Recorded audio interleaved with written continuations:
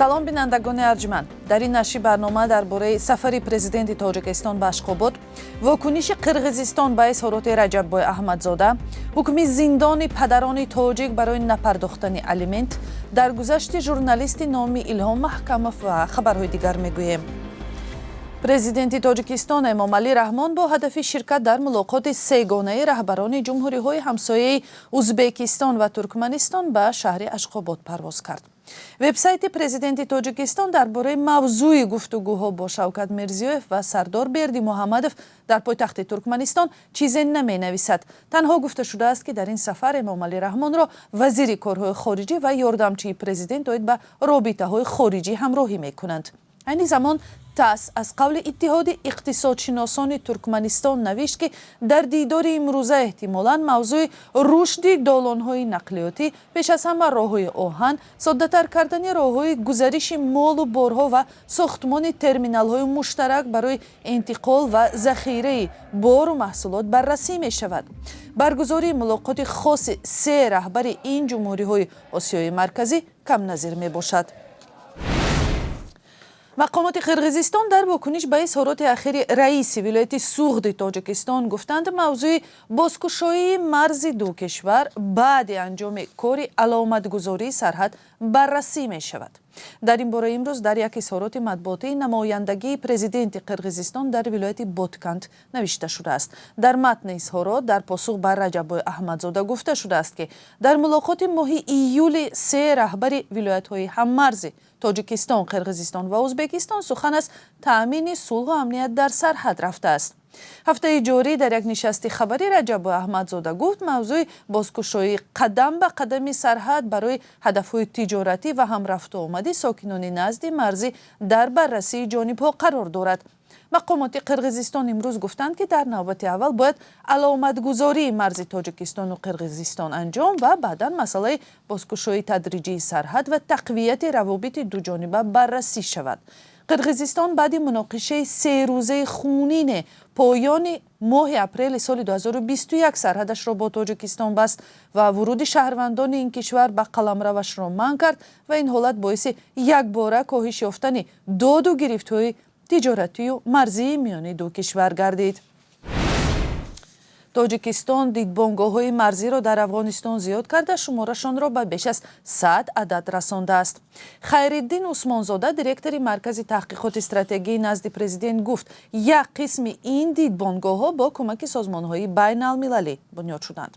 мақомдорони Тоҷикистон аз хатари қочоқи маводи мухаддир ва таҳдидҳои амниятӣ аз кишвари ҳамсояи Афғонистон ба виҷа таҳти раҳбарии Толибон нигаронӣ мекунанд. айни замон ба қавли Усмонзода, Тоҷикистон сиёсаташро дар баробари ҳукумати Толибон тағйир надодааст, вале равобити иқтисодии худро бо Афғонистон идома медиҳад.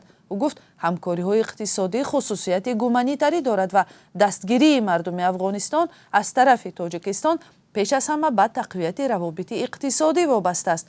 Тоҷикистон тамоми долонҳои нақлиётиро дар ихтиёри кишварҳои ҳамсоя ва ниҳодҳои байналмилалӣ гузоштааст, ки онҳо метавонанд кӯмакҳои худро ба Афғонистон расонанд, гуфт ӯ. бинандагони арҷманд, дар барномаи ахбор гузориши муфассале аз нишасти хабарии маркази тадқиқоти стратегии назди президенти Тоҷикистон пешкаш мешавад. ای هموطنی عزیزتر از جان، ای یوسف امروزین کنعان، بیرون ز وطن چی حال داری؟ بیا و از روزگارت ما را آشنا کن.